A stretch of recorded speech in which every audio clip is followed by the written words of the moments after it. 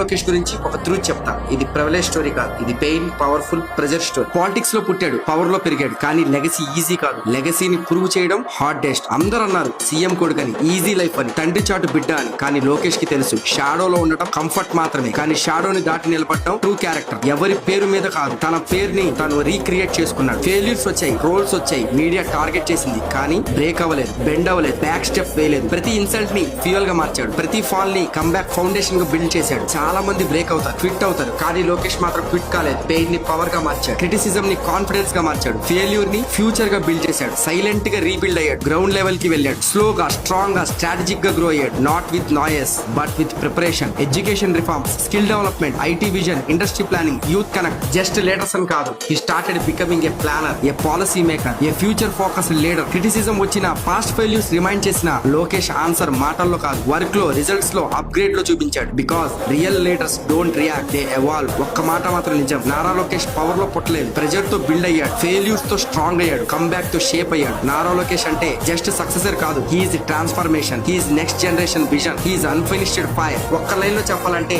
He's not living on legacy, he is building his own destiny.